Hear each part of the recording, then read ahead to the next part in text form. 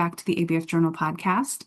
Today, we're looking at the shifting landscape of asset valuations and the new normal of trade policy. Today, our guest from Gordon Brothers will discuss the real-world impact of recent tariffs, including why inventory is now roughly 15% more expensive for the average importer, and what that means for recovery values in 2026. Let's jump in. Hi, everyone. I'm Rita Garwood, Editor-in-Chief of ABF Journal. Joining me on the podcast today is Alex Sutton. Alex is Head of Research at Gordon Brothers. Thanks for being on the podcast, Alex.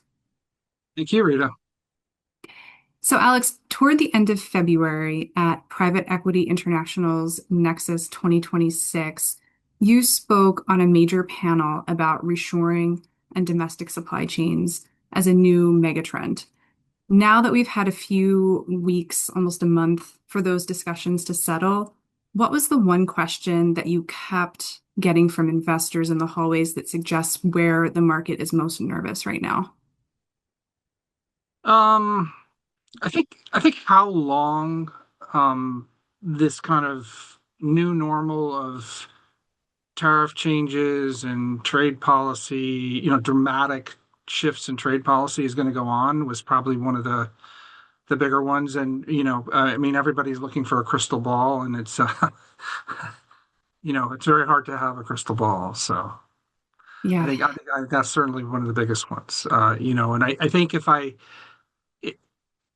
think about what I would have said to somebody in response to a question like that, it's just that it's already, we kind of anticipate, there was some anticipation before the Trump administration came in that they were going to be raising tariffs, and certainly certain companies took action about that even before the end of 2024.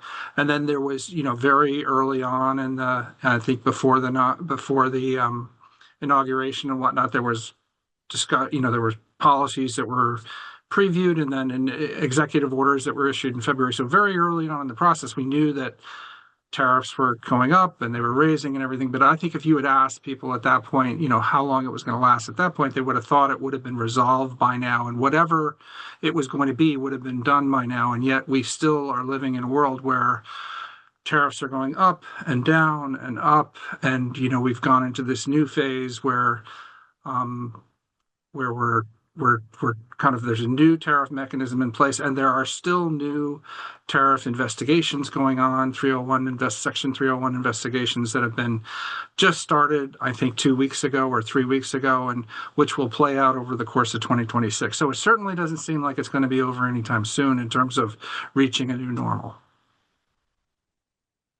So, in response to that, there's been a lot of talk about reshoring as a long-term solution. But for a lender looking at a borrower's balance sheet today, how much of that megatrend is actually hitting the ground in terms of domestic inventory growth? So we haven't seen the results of too many nearshoring transitions within the companies that we appraise. We've seen a few where new facilities have been brought out. We've seen a lot of international source shifting. I don't know if that's the best way to say that, but in other words, where companies are trying to reduce their reliance on a single export supplier, i.e. China or some other concentration, and they're splitting up their sourcing a bit. We have seen that quite a bit, but in terms of true greenfield new facilities with the inventory associated with that, the raw materials work in process, where a company before might have only been an importer or a distributor or whatnot. We really haven't seen a lot of that yet. So I would say I don't think too much of I don't think there's been too much inventory growth related to nearshoring at this point. There's been some, but I think it's pretty small. So, you've been tracking the trade policy shifts over the last year or so very closely. And we know that tariffs are a blunt instrument, but your research suggests that they're hitting specific industries like electronics and furniture harder than others. Is this creating a valuation bubble in certain asset classes that lenders should be wary of? Uh, I don't I don't necessarily think so. When I think about the asset classes that we're looking at as Gordon Brothers, where they're related to inventory and machinery and equipment, a fair amount of industrial, but also consumer and retail and whatnot. The tariff comes in. It comes in as a value proposition where the value is being and the cost is being stepped up at a point in time because of the tariff amount, and so that value, that new value that is created from that tariff, it should be a real thing. It shouldn't be a bubble, so to speak. In other words, as long as that trade policy is stable and goes forward, whatever that tariff adjustment or step is should be a pretty solid thing, and it should go on into the future. I think the only thing that would create a bubble or short-term bubble in relation to tariffs, which we have not seen, would be if there was a sharp reversal in tariff policy and tariffs that had been elevated were reversed, and then that then you might have a bubble in the asset value.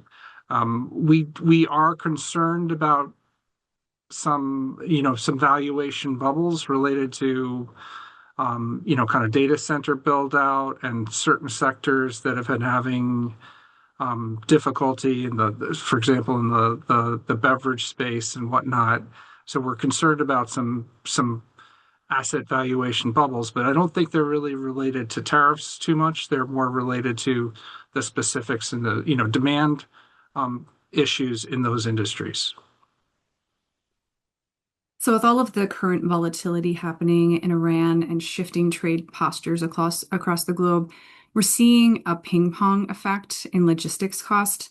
How is Gordon Brothers helping firms navigate the valuation challenges when cost to replace an asset can shift dramatically in a single quarter because of these geopolitical shifts? Sure. So, I mean, I think there's two things that kind of Gordon Brothers is doing, and they're for two different kind of customer bases. So when it comes to the companies that are doing business and importing products in and bearing the brunt of tariffs, I think our lending practice is probably providing the most support to those industries. And the reason for that is that it's some of the situations that we've seen with tariffs have put companies out of formula where there's too much inventory or there's large growth in inventories, or traditional lenders have been unwilling to finance the in-transit amounts, or there's been a push to get more coverage on collateral that either has been not considered eligible inventory in the U.S. Related to certain borrowers and whatnot. And oftentimes our lending group has been able to look at those situations and lend in a way that is out of formula compared to traditional lenders and provide liquidity in those circumstances. And one example that comes to mind is we just financed a large Japanese-based auto supplier that sells quite a bit of inventory into the U.S., sells quite a bit of product into the U.S., original OEM products coming into the U.S. and also into Europe. And so the valuation that had to be the lending basis that had to be supported was not only in the U.S. and in Europe, but also in Japan. And we were able to put together a financing package for that, which really was outside of the bailiwick of most of our competitors, and no one else was willing to do that. That company was being heavily impacted, and has been heavily impacted by the effect of tariffs because a lot of their products are coming into the U.S. and coming from manufacturing places where that have been adjusted, that have been hit by some of the tariff adjustments. So that's kind of that was a situation where we were able to kind of do something for an operating company that probably not a lot of other people were able to do. from some of the other things that the company does. I mean, if you think about Gordon Brothers, it provides lending services, it provides lending, it provides diligence services, it provides liquidation services or trading. It has trading. Um, it sees trading opportunities and takes advantage of them. And on the appraisal side, oftentimes most of our focus has been on trying to protect our customers of our appraisals, which are primarily lenders, and look at how is the effect of tariffs impacting value? How is it impacting the borrowing base? How is the borrowing base being structured? Are the costs and the expenses related to tariffs being properly accounted for? Are any of the expenses that we might see in a liquidation related to tariffs being accounted for? And, is everything, the appraisal has been focused on that. And we think we've been providing a lot of value add to our lending clients or our appraisal clients in relation to how they're managing the kind of revolutionary change that we're seeing related to tariffs. So, in anticipation of the tariffs, as you mentioned earlier, many firms overpurchased to try to beat the tariff deadlines. Now that we're in the second quarter of 2026, are we seeing a hangover effect where companies are sitting on high cost inventory that they can't move? And how does that affect their recovery value in a liquidation scenario? Sure. Um, we definitely saw a lot of pre-purchasing that occurred. Like I said, some of it in 2020, in late 2024, and a lot of it in early 2025, and in the lead up to Liberation Day in April, and then the eventual implementation of a lot of tariffs in May of 2025. So we did see a lot of inventory that was purchased in advance, and it did result in, I would say by the summer of 2025, we saw that a lot of companies had a lot more inventory on their books, and I mean, it wasn't necessarily out of formula, but it was certainly a spike in inventory levels. And when we looked at comparative turnover levels and whatnot, um, turnover had declined. So there definitely was a kind of a glut. I don't know if that's the right word, but there's a significant increase in inventory through probably midway through 2025, and it carried through the fall.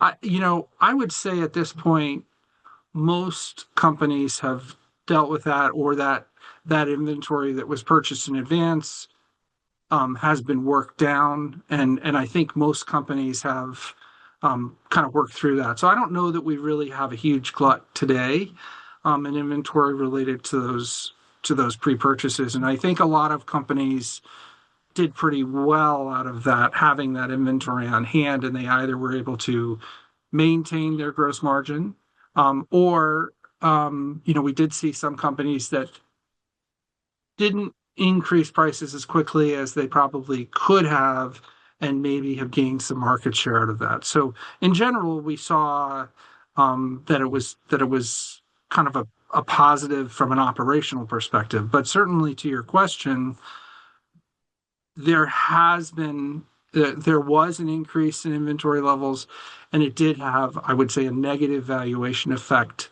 at different points in 2025. The one thing I would note about that is, if we think about tariffs as being a long-term policy that isn't going to reverse itself, which I think at this point it would seem like that's the case. You now have, for an importer that was bringing over a certain amount of inventory to supply a certain amount of demand, that inventory may be, on average about 15% more expensive, maybe higher, maybe lower, depending on the product type and the tariff situation in that industry, in that sector. But regardless, that inventory is somewhere in the neighborhood of 15% more expensive today than it used to be. So in essence, that's the cost of that inventory, all other factors remaining the same, has gone up about 15%. So we are seeing a slowing of turnover in certain importers, because they have to carry a larger dollar cost of inventory. The units that they have, end units may be higher as well. But in general terms, even if they keep the unit count the same, that inventory will be higher costed. And so we are seeing a little bit of slowing in inventory turnover as it relates to tariffs, all other factors being the same. So in general, the addition of import tariffs onto an import inventory model does lower the value of the inventory long term from a liquidation perspective. So, for a middle market business leader who might be listening to this, reshoring might sound like a great idea in a keynote speech or on paper, but we all know that it's very expensive. From a research standpoint, where is the sweet spot where the cost of domestic production actually outweighs the risk of the current tariff volatility? Um, so I mean, it's really hard to say just because of the variations in different industries and what's required. I mean, clearly, tariffs going up will incentivize a certain level of domestic production where it makes sense.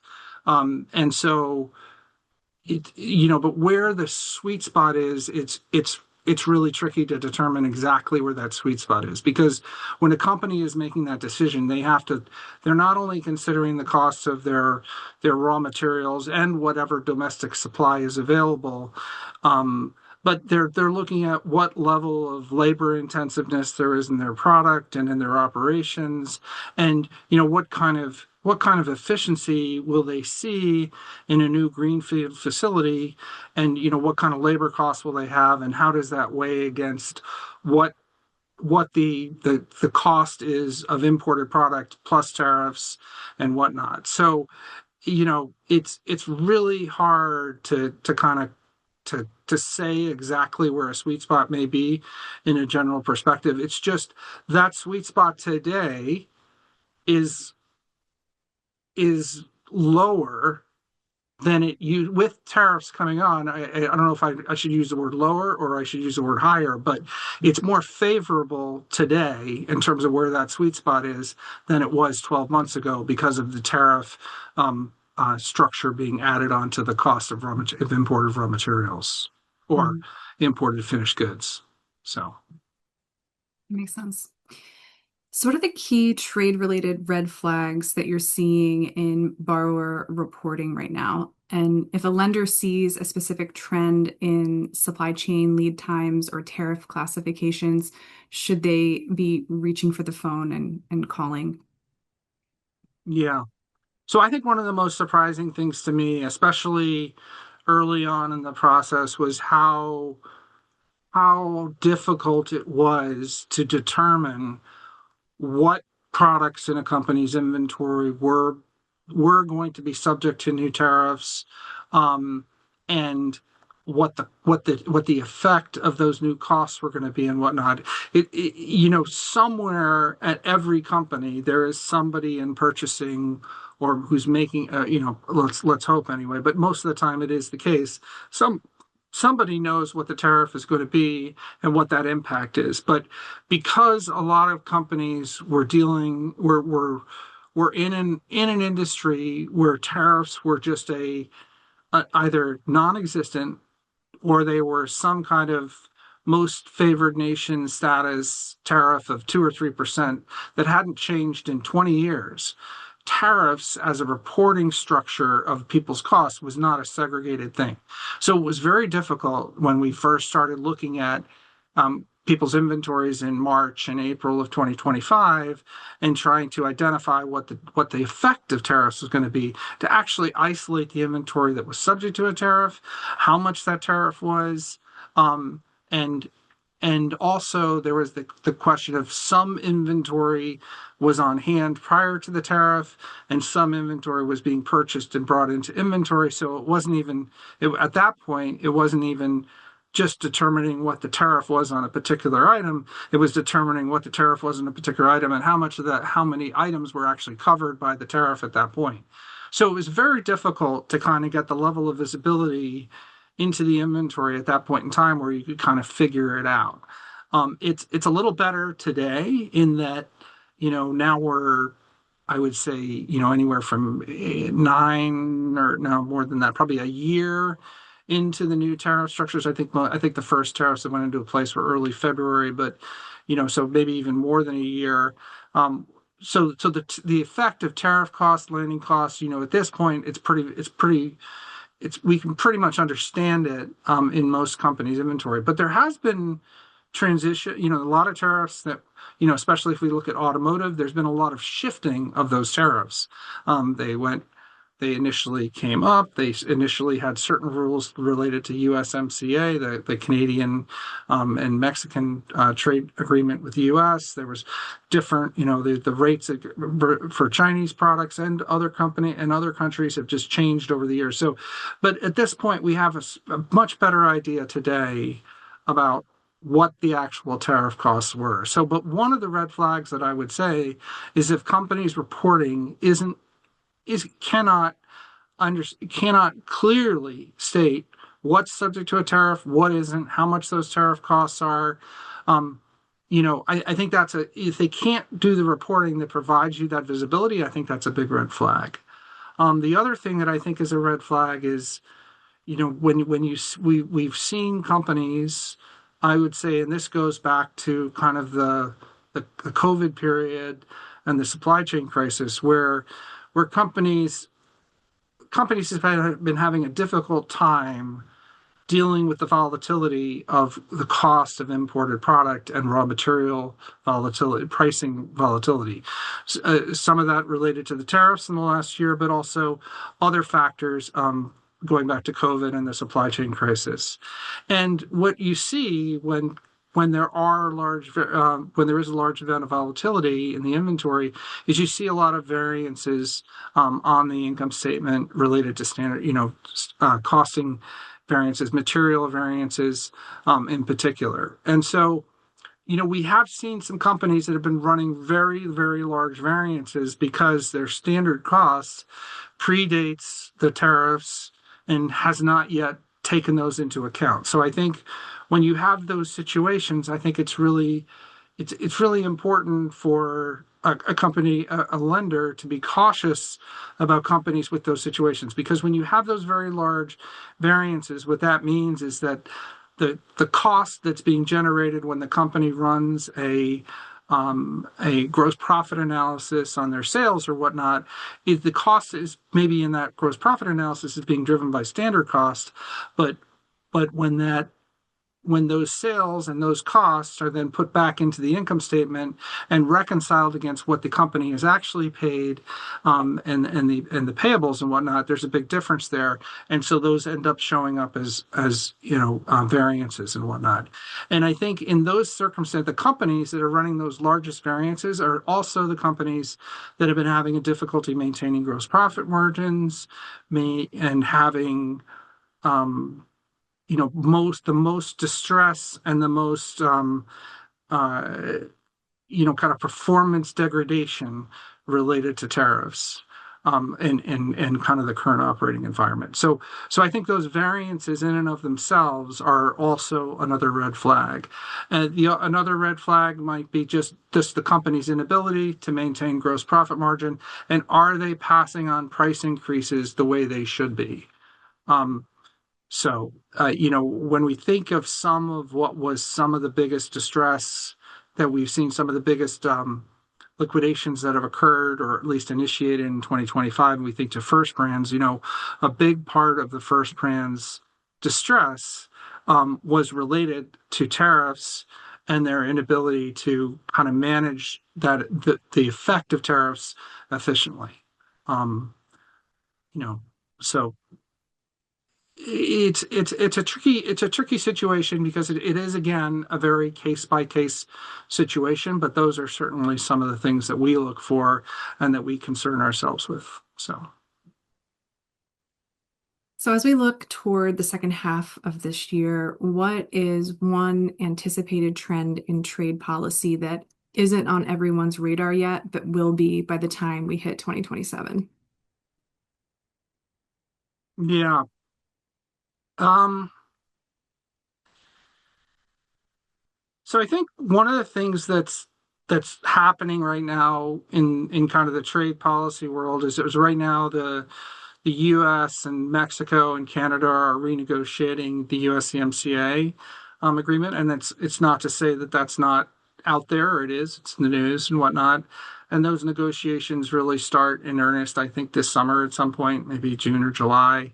And theoretically, depending upon how long it takes to negotiate or whatnot, that may not really resolve itself until 2027. But I think, there's that those policies are being negotiated. I think in the background right now, there's a lot of trade agreements, and right now the U.S. is talking to many countries about what their rates are and what their policies are, and there's a lot of shifts going on right now with trade policy behind the scenes. Some of it's not behind the scenes. There was just an announcement, I think it was last night, that they're changing the way the steel tariffs on under that are being assessed under 232, Section 232. The trade policies um, are going to be managed in terms of products that are manufactured out of steel and aluminum. The initial tariff was based on the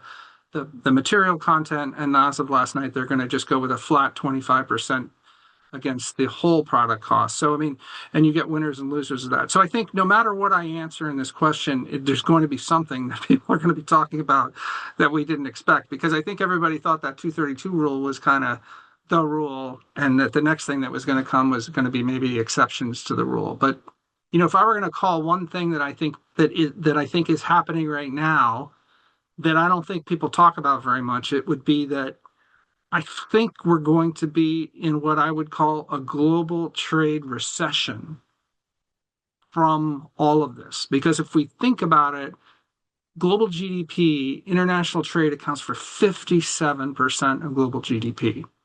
And you have the combination of, tightening global trade policies that we saw in 2025. Obviously, the U.S. leading the way with tariffs, but other countries are putting on counter tariffs, and countries are putting on tariffs to other countries. There are tariffs going in place, not just between the United States and another country, but between other countries and other countries, because there's been kind of a tightening of kind of the trade liberality, and this is kind of having a domino effect. So we expect trade policy to tighten, to continue to at least stay the same in terms of how tight it is, and or increase in 2026. I mentioned the upcoming renegotiation of USMCA. It's likely that whatever that outcome is, it's going to, again, tighten up the ability to trade or make it more costly to trade between the three partners, U.S., Mexico, and Canada. There's right now there's a large kind of battle going on to reform how the WTO, the World Trade Organization, works, and that's going to make it more difficult for countries. Theoretically, the outcome of that will be to make it more difficult for countries to continue to kind of get exemptions from certain actions that they take, reduce their ability to subsidize particular industries and reform them, and still get protections under the WTO. We obviously have geopolitical events occurring on trade flows, the Strait of Hormuz, the Iran war right now, whatever day we're on, day 33 or whatever. And when you look at I don't know what's going on, but when you look at the poly market number of the Iran war ending before the end of April, that's a pretty far bet, on that. So it doesn't seem like it's going away anytime soon. And every day that goes on, we're seeing restrictions on inventory, restrictions on trade coming out of the Strait of Hormuz, not just oil, but fertilizer and chemicals and industrial gases and things like that, which are going to just impact the amount of trade going on. And it seems likely that the Red Sea is going to, the Red Sea really has it kind of reopened, but I think with what's going on, it's kind of closing again, and people are again going to using the Cape Horn and whatnot. And then whatever happens in 2026, there's likely going to be another black swan event of some kind or another. And whatever that event is, it's going to have a negative impact on global trade. So I think you're just going to see a real negative impact on global growth just because of the impact of trade. And I don't think that that's something that people are talking about today. I mean, they're talking about inflation, they're talking about a lot of things, but I just think that alone is going to have a big negative impact on growth in 2026. Sorry to be the doom and gloom person. So With everything going on in the world, it sounds like you're absolutely right. So I don't think anyone would be surprised by hearing that, honestly. Last question I have for you. If you are an ABL professional managing a portfolio that's heavily exposed to international trade right now, what is the single most important metric that you should be tracking to protect your collateral? So from our perspective, it's definitely don't rely on a stale appraisal. Make sure you've updated that appraisal. Just because something was the way it was a year ago or whatnot, at this point, it may very well have changed quite a bit. Um, we're not saying that you need to appraise something every month or every quarter, but you want to make sure that whatever it is that you're lending on, that you've got a current view of it.